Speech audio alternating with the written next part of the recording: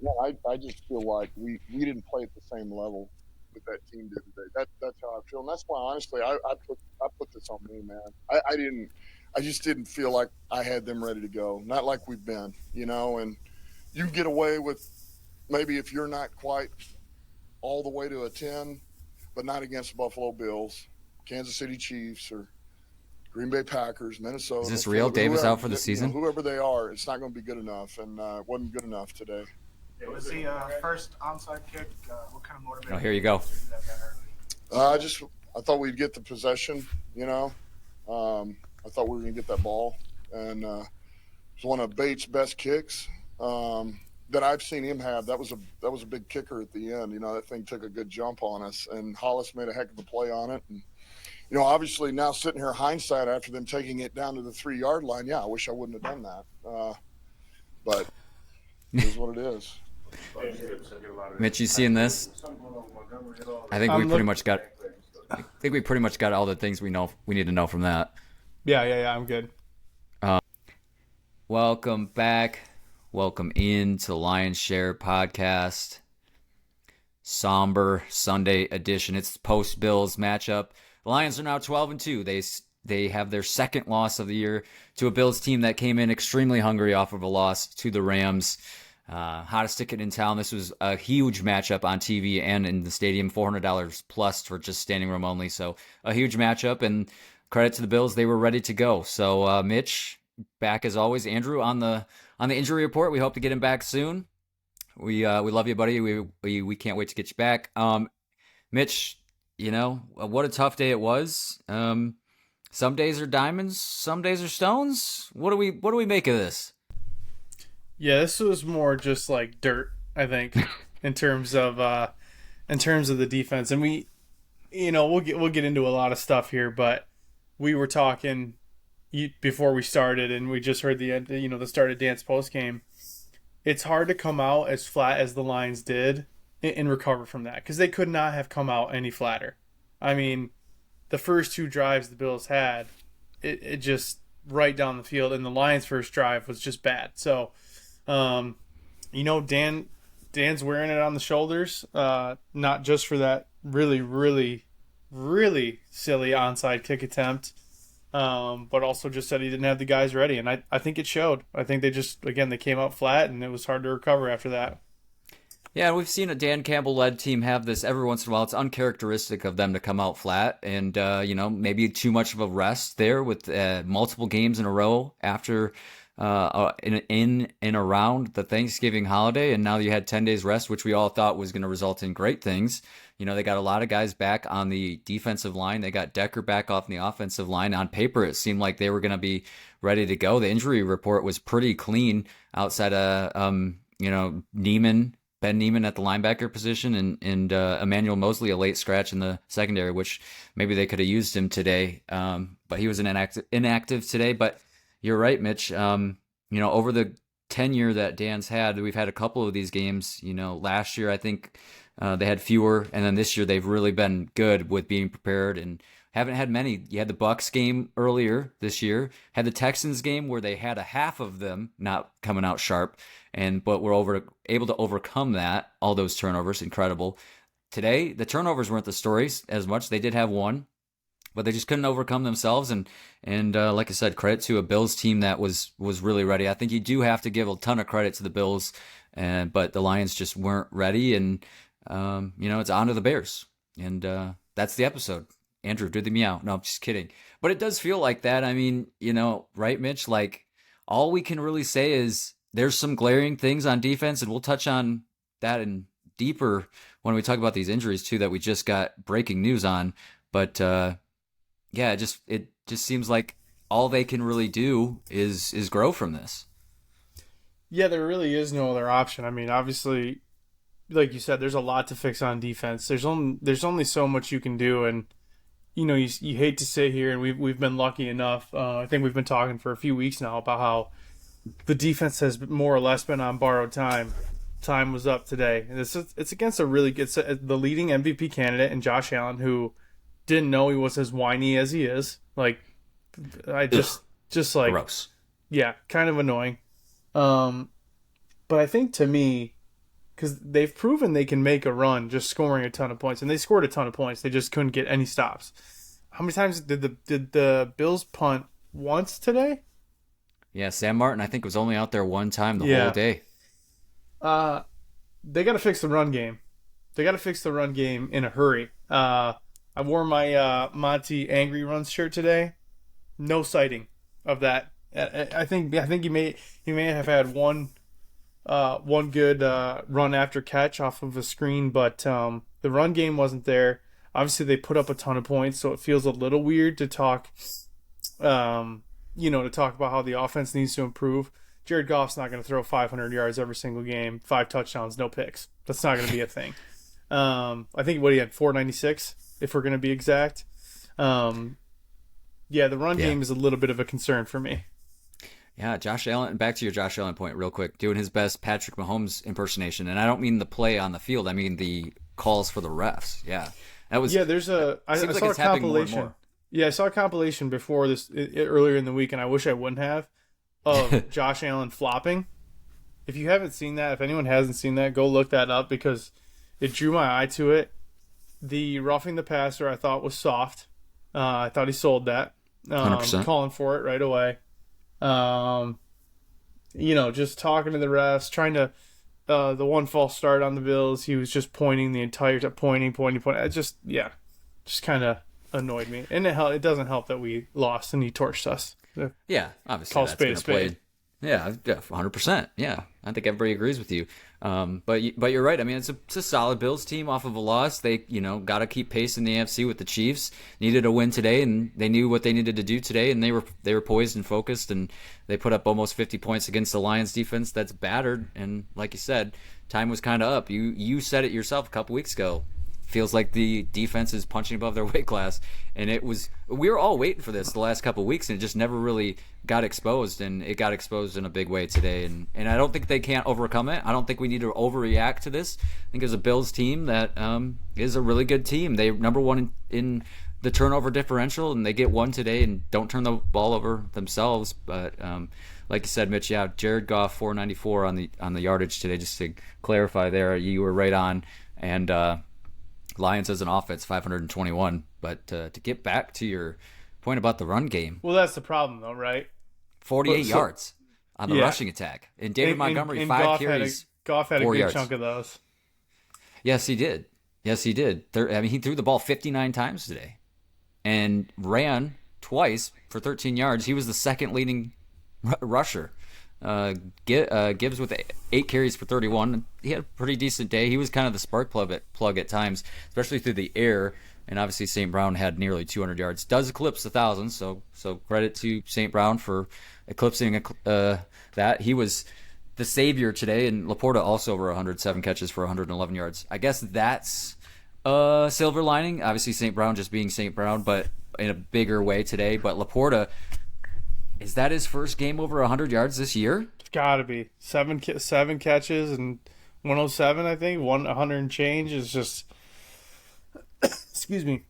I mean, LaPorta, I was just talking about someone this today. It's like he broke all these records last year just to... And I don't know what it is. I don't know if it's the schemes or what's going on, but to be pretty non-existent this year and have all of his records broken, that's a little tough. Yeah, I hope that this is a game that he can kind of propel from and catapult him to more consistency like this, because we need it from him. The offense has so many weapons. He can get away with a quiet game here or there, but in these big games, you certainly need all your weapons to be on par and on point. And I think back to an offseason article that I read about how Sam LaPorta was poised for a sophomore slump, and I laughed at it, and I thought it was stupid.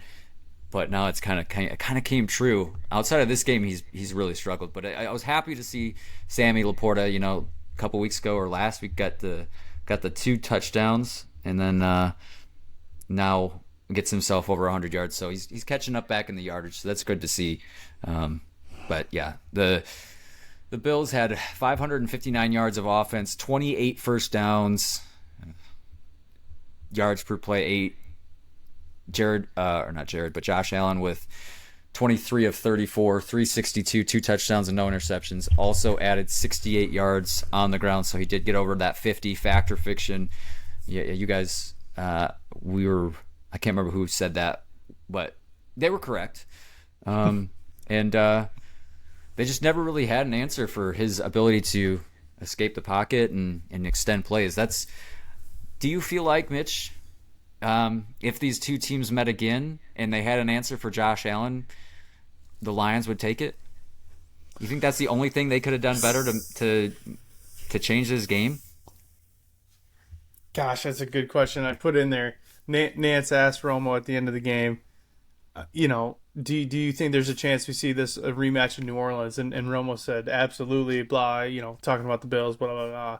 And then he just said, but Detroit is absolutely decimated. And he's right. And it got worse today with, it sounds like Aleem might be done for the season. Davis might be done for the season. Khalil Dorsey's definitely done for the season. Hope he's doing all right. I know they got taken to a local hospital. His injury was pretty gnarly. But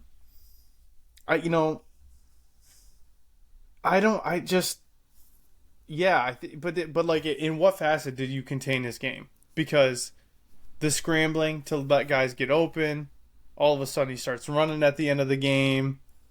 He's throwing the ball all over the yard. I don't know, I guess if they just take away like one thing, but the pass rush was non-existent. I texted you guys that, earlier in the game. It's just they couldn't put pressure on him.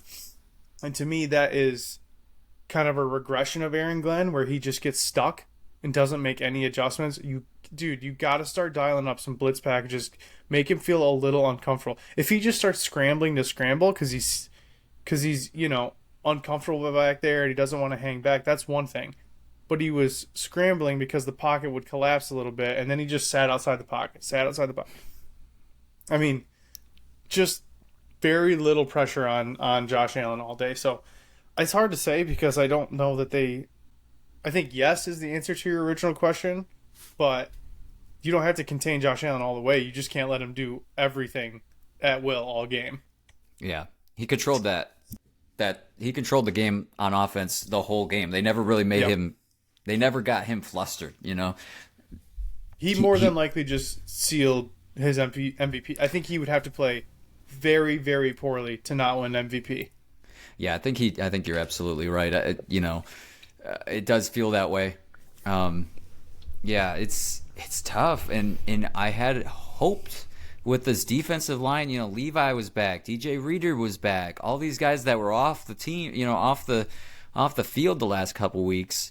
You thought surely things will get better, but it's almost like they didn't have the injuries, so they didn't have something to play for. I don't know. It was like backs against the wall. The grit was there, and now when they're not back to full strength, they still have so many Aiden, Anzalone, so many others that aren't out there. But it's like the grit just wasn't. It just didn't feel like the grit, don't quit kind of team today. Just didn't feel like I ever had confidence that they were going to win this game. Yeah, it's so funny too because I think we were joking when we were talking. It's like we've been just begging for time off. They need the bye, and we're like, all right, well at least they got 10 games, and this is the flattest they've looked against their best, the best team that they've played all season probably. So it's just weird how that. I mean, maybe that's a fault in Dan Campbell's coaching style. Maybe like switching the schedule up and taking too much time. It's just it clearly affected their preparation. From coaching staff down to players. And again, we can sit here and talk about the defense. It's just an unfortunate thing. Like the defense really is decimated with injuries. There's nothing you can do about it. They've gotten a lot out of the guys that they've picked up off the street. I think, a really bad play from Jamal Adams at the end there, or towards the end there, when you just not even towards the end. I mean, actually early in the game. Sorry, but just like. No effort to tackle the guy, gets in for 6. You saw Quan Alexander get torched on pass coverage, but that probably happens to any linebacker. I mean, I don't know. Maybe these guys have just kind of. That's why they're in practice squads. But I don't want to take away from them. They've done very, very well with their signings and what they've gotten out of guys. But just against a very, very talented Bills offense, it's not going to cut it. Bills defense sucks, by the way. And who's their Let me pause for a second. Who's number 13 on the Bills? I think it's He might be new public enemy number 1. Khalil Dorsey's leg is in 5 different directions on the ground, and you're just like shit talking and pointing to him. It's ridiculous. public enemy number 1 would be Mac Hollins. That's Mac Hollins with an H there. 1 catch, 7 yards today, and one Big game. big time douche moment right there. But you're right. I mean, we might be asking for too much out of some of these guys. You know, I thought of that moment when they switched to Turner. Zeke Turner had him spy for a moment there, and Josh Allen picks up the first down. He makes the tackle, but we see him go over the sidelines, and Calvin Shepard is just ripping him, and probably rightfully so. But in that moment, I'm like, man, maybe we might just be asking too much of some of these guys. Really don't have the NFL talent. It's funny because, it's like 2 years ago when they were putting up points and they just couldn't stop anybody. And it's like, we've got to get to the draft. We've got to get some talent out here. And it's just, now we're just, the positions that we've done well in drafting and bringing in free agents. I mean, the linebacker core is, everyone's out. Cornerbacks, everyone's out. Defensive ends, we're rotating through guys. Defensive interior, we're rotating. It's just, they just are so. The injury bug is just put a roadblock up to a year where, I think everybody would agree that it felt like a Super Bowl appearance was not in the bag. You never say in the bag, but they were going to get to the Super Bowl, and now it's like, man, how are they going to survive? You get Anzalone back in a few weeks, but then you take 5 steps back with Aleem and Davis going out. Right. The Davis one, like you said, like I said, is the one that really hurts for me. Aleem's been in and out of this lineup. Aleem is a monster. He's a beast out there. The tandem of him and DJ Reader is up there for the best in the league as far as run stop. So that hurts. But I think they can overcome that. They're a little deeper at that position. But Carlton Davis in the secondary, man, that's tough. And a shareholder reached out to me and said this after the game. Not much to say about that. Those injuries caught up to this week. Got to be nervous about that going forward. I think that's where everybody's at. I think we're not wrong to overreact to the injuries and the defense. We're all really proud of what they did the last couple weeks. With a grain of salt in all these games that they've played above average, above their ability. I do think, like you said, Mitch, is a really good Bills team, MVP candidate on that quarterback on the other side. I think the next 3 weeks, I feel a lot better. I think they can win out and go 3-0 and still hold the 1 seed. But I don't feel so great about Philadelphia at this point. Philadelphia's still on a tear. They beat the Steelers today. And, like to your point, Mitch, about the Super Bowl run, it felt like it for sure, especially mid-season. I felt like nobody in the NFC could contend with the Lions. Now I feel like the Eagles are really up there. Ben, and in the AFC... Ben, we won a game where our quarterback threw 5 interceptions. We just lost a game where our quarterback threw 5 touchdowns and didn't have a turnover. Because there's no defense to speak of. I mean, it's just weird, and I think, we don't want to spend a ton of time on this because obviously everyone knows that they're injured. It's kind of become like the thing, like they're winning in spite of, and I think Dan just had a great quote in his press conference. It leaves a bad taste in your mouth. Now what are we going to do about it? That's all you got left. I mean, that's all you got left is just to do the gritty thing and to go out there and just play as hard as you can play and kind of wear this one, and it's next man up on defense. That's all they got. Chip on your shoulder. That's all you can do. You going forward, it's got to fuel them. Controlled fury, that's Dan's term from last year. That's what you got to have out of this, and I think it is going to make these team hungrier. Look, they haven't lost a game since September. They're 12-2. If we were all told we were going to be 12-2, the Lions were going to be 12-2 at this point with all these injuries. Andrew and I were talking about this. I don't know if it was on the show or off. I think it was off, but if you would have given us the injury report and the IR and told us that the Vikings were going to be 11-2 and the Packers were going to have 9 wins, and we were supposed to guess what the Lions record was, Andrew and I were both under 10 wins for sure. And here they are at 12-2. It's just that's the crazy thing is it almost just feels like the football gods are against us. Like For real. they're literally 12-2, and they have no room to do anything. They come run into this game 12-1. They have no room to lose if they want the 1 seed. Defense just decimated in the division, one of the all-time winningest divisions of all time. It's weird. It's Lions though. Even when they're good, you got to fight through adversity. Absolutely, and hopefully that fuels them. You know, the NFC North being as competitive as it is, we've got Sunday night football going on right now. The Hawks and the Packers, and then tomorrow we've got the Vikings and the Bears playing. So we'll know those for Wednesday's episode. But iron sharpens iron. NFC's gonna be tough with Philly on an absolute winning streak right now. Then, you know, the Lions had the longest one going into this, not anymore. The streak it had to end. I don't think I wouldn't have felt great. I don't know, Mitch. Would you have felt great? Maybe I'm just being optimistic here about the loss, but I wouldn't have felt great going into the playoffs with such a long winning streak. I would have loved it, to be honest, to go into the playoffs 16-1 with a bye. Listen, if you're going to lose one, this was the one. It's in the AFC. Bingo. It's not in your conference. If you're going to do it, this is the one. I think you hold on because you're not really, everyone was probably had the Bills as a top 3 team, maybe top 5 after that loss to the Rams. So again, if you're going to drop one, this was it. Just would have loved to do it without picking up a couple more guys on the IR. Yeah, and what you're alluding to, it should shed more light on the Carlton Davis injury. He had the jaw injury that took him out of this game. He never came back, and Dan in his press conference said could be season ending. We don't know. We'll know on Wednesday for sure what that's going to be, him and Aleem. But that's tough. That's definitely going to be a result of them going to get somebody. You know, I think Lattimore's still out there, Marshawn Lattimore. I don't know if he's a fit here, but at this point, we'll almost take him. Jamal Adams not going to be the one to do that. He can't. No, like you said, Mitch. Not that he would have really been asked to play that role, but yeah, I think they got to go get somebody. You know, we're gonna have Vildor 2.0 in the 49ers game last year in the NFC Championship. It's just good teams are gonna be able to exploit that, and yes, they can win a playoff game or two, but in the NFC Championship in the Super Bowl, it's just gonna be too much to overcome. They gotta go do something to go get somebody. Yeah, and then Bates missed a field goal. I don't know. Do you want to talk about the onside kick, Mitch? I just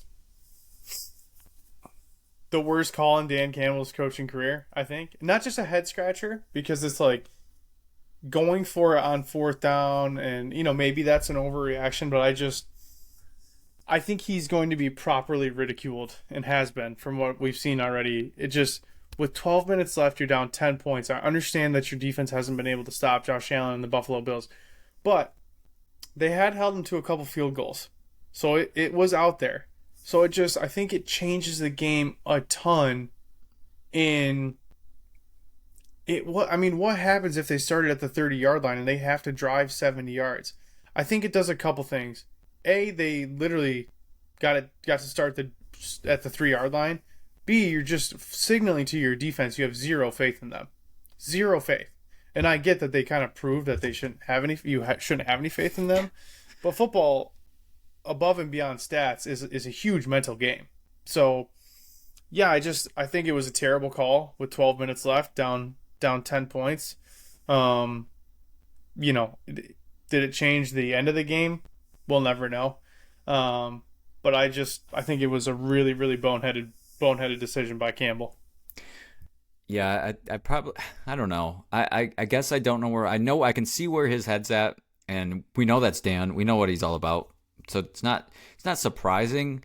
But to your point, Mitch, down 10, it's a tough part. It's a tough part of the game to do that in, and with the likelihood of recovering an onside kick. I mean, we saw how close they were to getting the second one. Even that didn't get recovered, and it was almost executed perfectly. I'll give this to Bates. He stuck his set nose up in his there. that, but also he set the first one up. If you notice, he angled the first one way more to the sideline. This one he just said, nope, going right down your throat, right at number 7. So I like that out of him, kind of playing chess a little bit. Like, they definitely thought they knew what was coming. It got right in the mix, and they almost got it back. So it was a little exciting at the end of the game. 12 seconds left. So what do you get at least maybe you get a quick out and you get closer for a Hail Mary attempt, but or Ben's probably got some kind of sweet trick play. But Broke out a few of them today. yeah. Yeah, the first one was bad. Just no reason for it in my opinion, no matter how aggressive you want to be.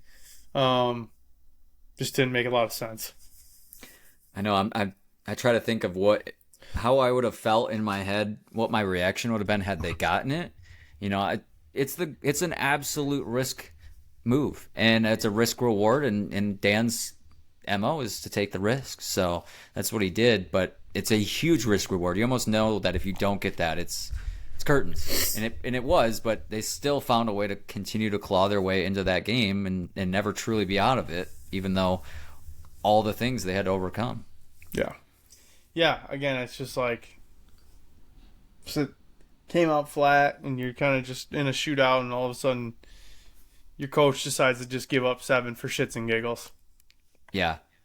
Yeah. So it kind of poo-poos on a day where you didn't come out great and yet you're still in this game, and you will never know, like you said, the outcome had they gotten it, had they just kicked it deep. Like you said, what was the scenario you ran through in our text? You said if they don't kick that onside kick, so I'm right? just thinking at the end of the game, like let's just say you don't kick the onside and you hold them to a field goal. So now all of a sudden you fast forward to the end of the game and it's an onside kick and 12 seconds left. Yeah, you still have to get your onside kick, but you just have to get the onside kick and then maybe go 15, 20 yards to get in Bates range. So it just changes the whole dynamic of the game. And obviously it changes the dynamic of, again, the game is constantly ebbing and flowing. So, yes, Goff threw for 500 yards, and it's hard to sit here and be like, are these guys really complaining about the offense? It's a shootout. Like, of course they passed and scored a ton of points. Like, they had to. But, I don't know. I don't know. Listen, I love Dan Campbell to death. That's okay. I love my family. That doesn't mean my family can't do stupid stuff. They do all the time. Yeah. I'm sure I do too.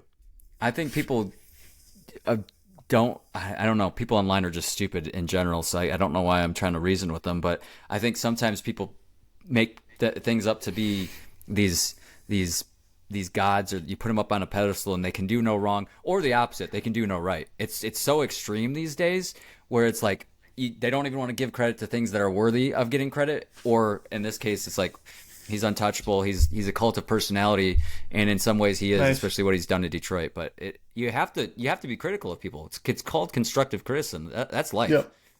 And anything. And I don't think anybody's more critical than Dan. Nobody's more critical of Dan than Dan is. That's right. He knows that. I bet he does. I bet he doesn't do it again.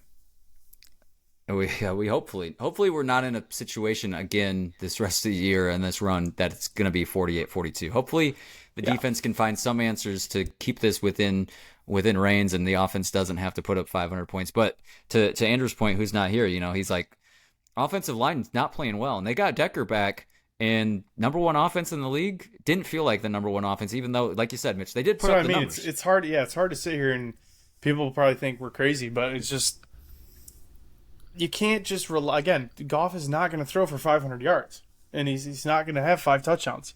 The run game is just, just imagine if the run game is there. All of a sudden, you slow down. You're taking more time off the clock. You're keeping the ball out of Josh Allen's hands more.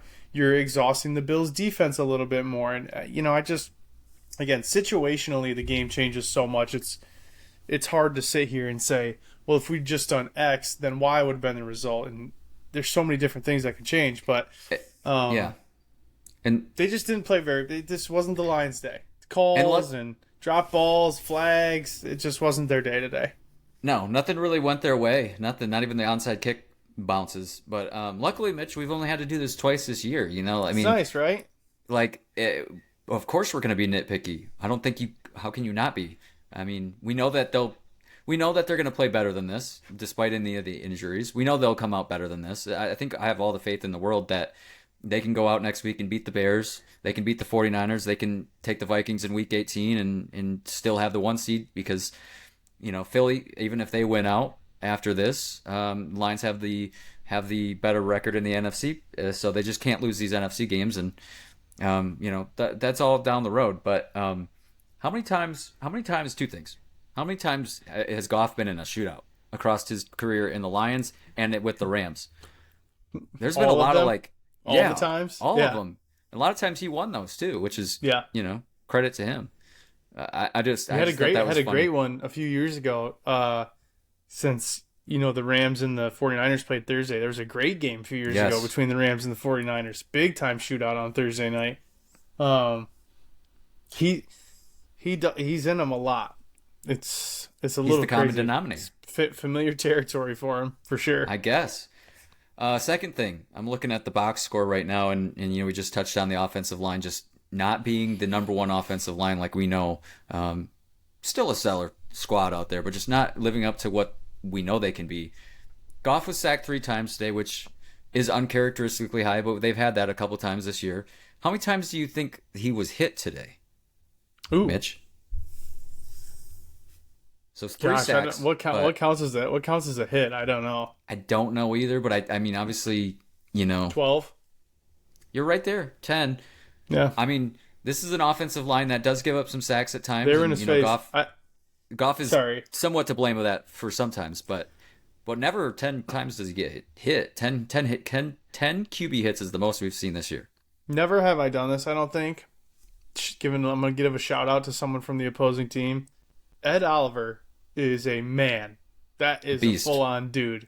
And I think he played phenomenal in the run game, and he had some of those pressures for sure. Ed Oliver is a man amongst boys out there. He did very well, and I think he had his way with our offensive interior today. Yeah, Ed Oliver, he's been with the Bills his whole career. He was an animal out there today, and big time. And next gen stats here. I've got a little note on Ed Oliver. Generated a season high 10 pressures on 42 pass rushes, the most pressures in a game by a defensive tackle this season. So breaking records for the whole year in the NFL. And 7 out of 10 of those pressures came on Glasgow. So Glasgow's PFF grade, Mitch, not going to be good. It's not looking good for Glasgow. I don't know. I'm not sure Zeitler's going to have a very good one either. Hey, fumble recovery, though. Yeah. Big Z with the fumble recovery. How about something positive from the offensive line? Dan Skipper, who's been filling in, wasn't filling in today, obviously, but he was filling in as a tight end. Touchdown for Dan Skipper, finally. That was a highlight of the game.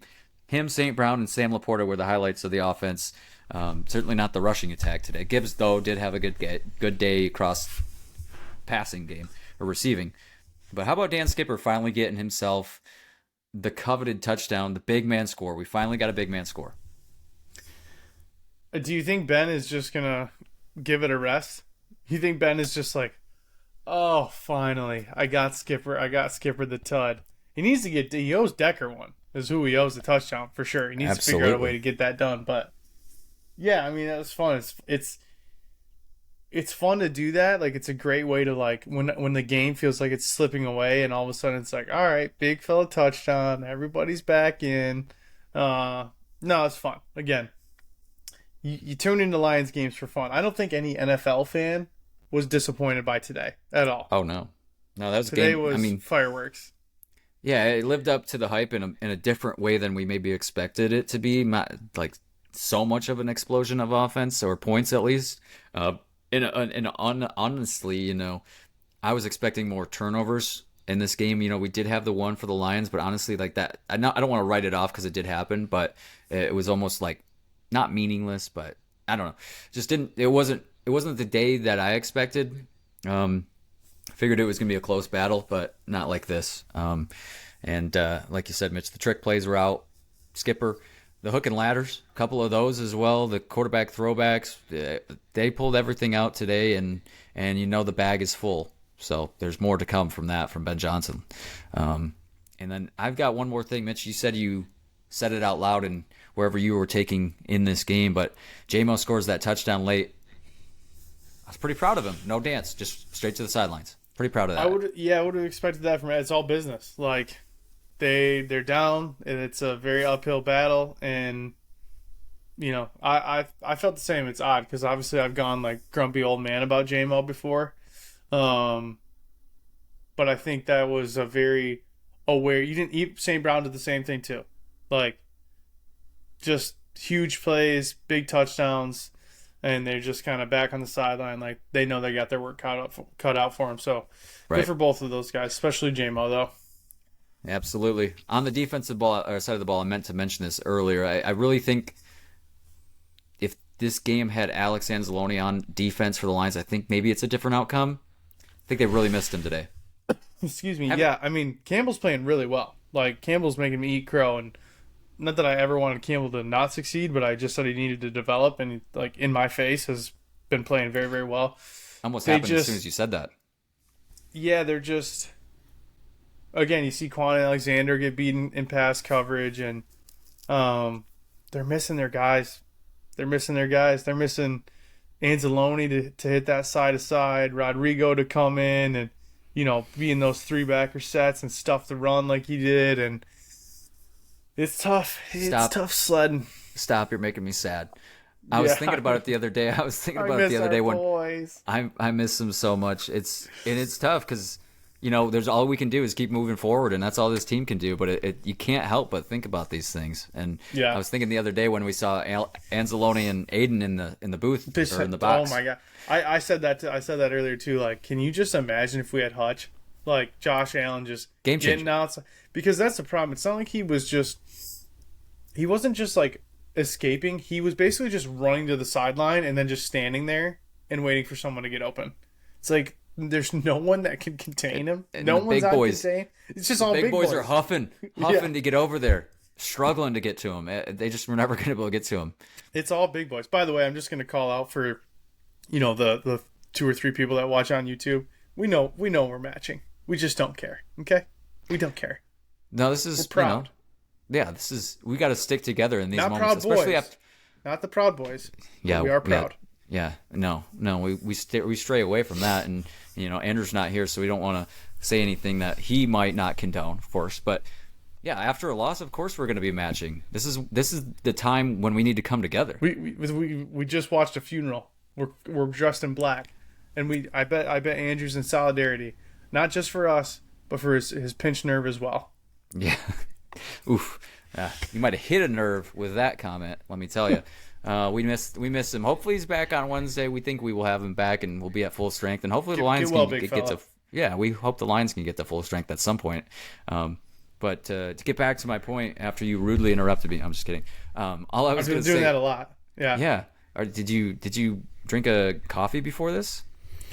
No, I can't imagine. I needed to calm down. I should have, like, if I was going to have anything, a calming tea would have been good for that game. No coffee though.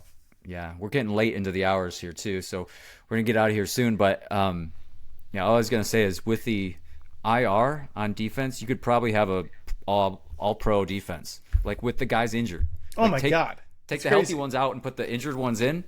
You'd probably have a full defense one and a really good defense at that, a solid one. It's like, damn, they just can't catch a break, and that's tough to be woe is me, but it's incredible. It's nowhere close to anybody else in the league with these injuries. Nobody even comes close. So yeah. What else? Maybe we'll talk some positives on the injuries. This came in before the game today, so this is up until this week. But Alex Anzalone, left forearm fracture. Expect his 21-day practice window to open next week with a possible return in week 17 or 18. Khalif Raymond, left foot, expected to be ready by the playoffs. 21-day practice window should open after the Bears game. So that's where Leaf is at. Rakestraw, we could really use him in the secondary, especially with Carlton going to be down. Eligible to return next week against the Bears. We'll see if it happens. And we'll see if they open up his window this week. We'll know that on Wednesday. Iffy, we don't know. He's probably not going to return, but hopefully he can open his 21-day window as same as Rakestraw. They can both be eligible to return next week. We'll see if that happens. And then JRM with his neck injury could use some help at linebacker as well. JRM, a solid one at that, and especially in his special team impact. Hasn't opened his 21-day window, but we're hoping that it'll happen soon. So watch for that 21-day window. He could be available early playoffs. Late playoffs, obviously Hutch could be available for the NFC Championship. John Kaminsky, remember him? He was one of the first guys on this defense to go down. There's so many people on this list. It's been so long that I'm you reading forget through about the Lions Week 1 depth chart, and it is sad. It is very, very sad. Oh, somebody, I can't remember who it was, but Andrew sent it to me on TikTok. They created a montage of all the injuries and had like some very somber, like, in the arms Who can of... say where the wind blows? Yeah, that. Yeah, and it was like, damn, that really hurts. Because you know it's bad, but you forget about some of these guys like Kaminsky, the MCL. He could be ready for the playoffs. And then Derek Barnes doesn't sound like he could be back, but maybe by the championship, maybe by the Super Bowl run. And then Malcolm Rodriguez, Davenport, Pecco, and Wingo all going to be done. And maybe Carlton Davis and Aleem McNeil can be added to that list. But shout out to Dr. Jimmy Lau for that update. And Khalil Dorsey as well. Like you said, Mitch. Wishing him the best. Band players. Andrew didn't fill his out, but looks like you and I both have Goff. I filled this out early, so I had Skip in here as an honorable mention. I continue to have Skip as the honorable mention, but going to put down St. Brown for my main one. And I'll give a tip of the cap to Goff, and then the honorable mention goes to Skip.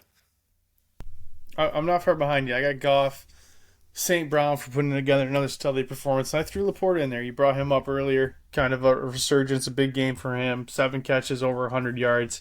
So LaPorta with a big game and some angry running at the end of that too, trying to finish the yards after catch. But I think it's Goff for sure. And St. Brown took an absolute shot and just rocked across the middle of his body and got up and kept playing. So good for him. Absolutely. Gritty out there for Amon-Ra, the son of Mr. World, Mr. Universe. So he's strong. But that was an incredible hit. Goff with a 120 passer rating today. No interceptions, 5 touchdowns. A stellar day from Goff, all things considered, and we take it with a grain of salt, of course. We take all of this. We take this loss with a grain of salt, and I think it's going to make them hungry. I think it's going to bring some controlled fury, and I truly do believe that in my heart. I think this team's going to be better for it. They're going to be battle-tested in the NFC, and I think they'll still make a deep run, even with all these injuries, and make something out of this year. I do believe in this team. I have all the faith in the world, and I think the difference maker is going to be Dan Campbell at the helm, and along with the coordinators and Brad Holmes. So I still feel good. Early look at next week against the Bears, Mitch.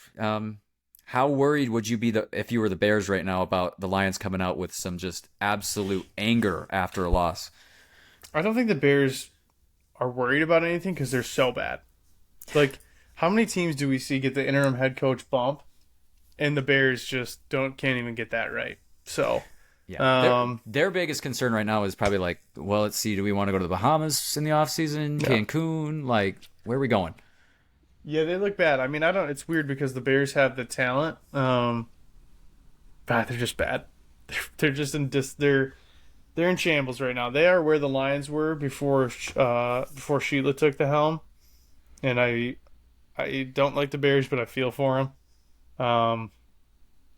They're probably not super excited that just for the same reason that we were all texting and we were like, we hate that the Bills just lost to the Rams. Because this is what happens. Yeah. They come out hungry.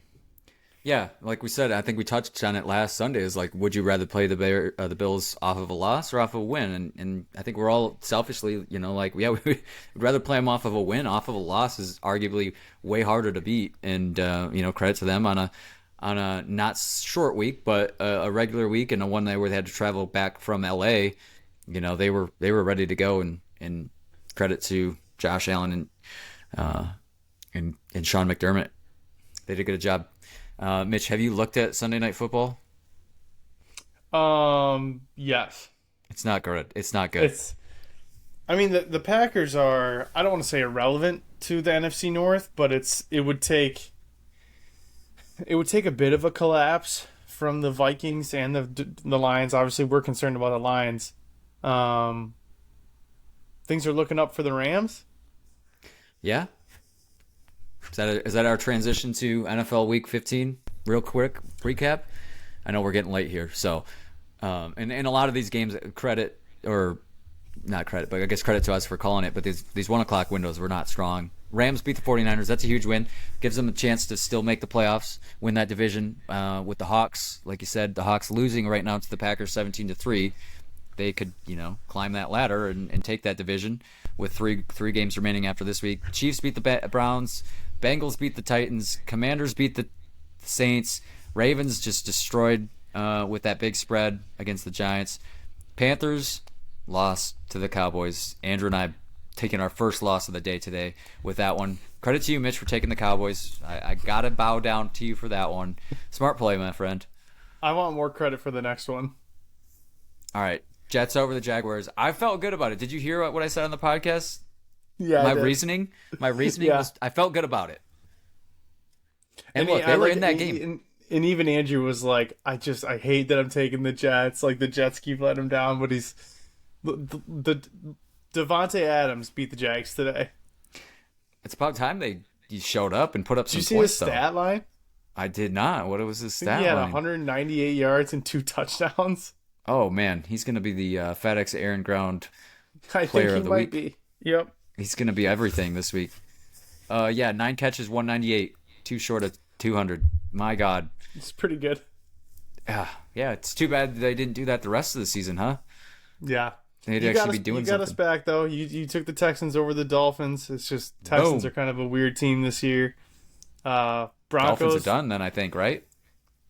I don't think the Dolphins are. I was just looking at this. I don't know playoff- that they're eliminated. I know that. No, but they two really more- needed it. I think Steelers and Texans clinched today, though. That would make I think Steelers and Texans both clinched their division, so they're both in. Well, the Steelers didn't clinch their division because they only have one game on the Ravens right now, and they play each other next week. I think they may how have did clinched they the clinch? playoff spot, Oh yes, you're right. I'm the sorry. wild You're card right. spot at least, at the very You're least. right. You're right. I'm sorry. Ravens could Yes. still take the division depending on Yes. how next week plays. I misspoke. Yes, they clinched the wild card. Broncos win in Jonathan Taylor, and in my opinion, whenever Oh a my player God. drops the ball before the goal line, you're out for the rest of the game. I don't care who they are. I don't care you're done. Like that to me, that's the most inexcusable turnover or not. Like whatever it ends up being, touchback, turnover. See ya.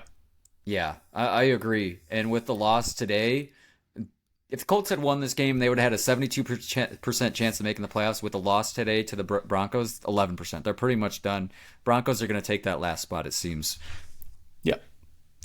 And the Dolphins down less than 4% chance after a loss today, so that hurts for They're that. still alive.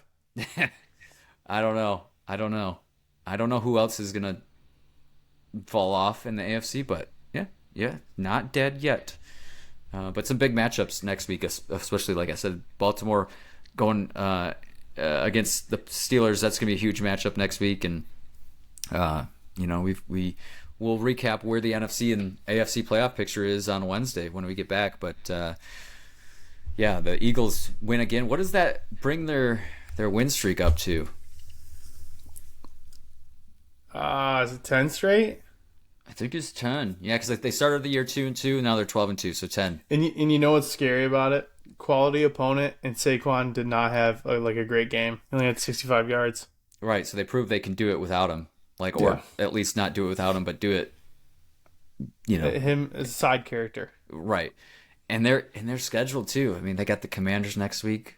That's going to be a tough game. Then they got the Cowboys and the Giants to close the season. So I don't know, man. I'm leaning more and more towards the commies being frauds. I don't know. I think this is their game to eked one prove out it. against Spencer Rattler and the Saints. No, it wasn't even Spencer Rattler. It was the other guy. It was Hayner, right? Oh, I thought it was Rattler. No, dude. They went to their third string. Spencer Hayner? Or no, maybe there's no way there's two Spencers on that team, right? Rattler and Hayner. What's his name? what's his name? I'm gonna tell you. It's loading. It's loading. Oh, I guess Rattler did come into the game. I thought I saw him with a little Jake bit of a Haener. stat line. I thought Jake Haener was starting this game. Maybe they split. They may have split time. This is a sports podcast. Yeah, Haener had 10 attempts. Rattler took the majority of the snaps though. So yeah, you're right. You're right. But yeah, cards pick up a big one. That's not. It's so weird, but looking from the outside in, well, it's weird because the NFC West is just as competitive as the NFC North, but the NFC West is, those teams are fighting for like playoff spots. Like those teams might not. You might have to win the division to get in the playoffs. In the NFC North is just like fighting for potentially a first round bye still. Yeah, oh yeah, absolutely. That Week 18 matchup between the Lions and the Vikings could be very meaningful and could get flexed into Sunday night, which I don't want to have happen because I hate the late games, especially for this podcast. But it is what it is. And the Bucks over the Chargers. I was with you. I really thought the Chargers were gonna be better than that, especially at home. Tampa Bay puts up 40. Andrew said this in our text message. You just don't want to play the Bucks right now, man. They're on a tear, and they probably win out. And you know what's? Oh no, never mind. We might be okay.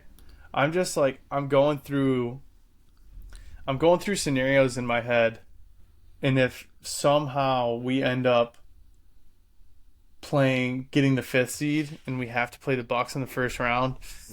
Yeah. Although it's hard to beat the same team twice in a year. Boom.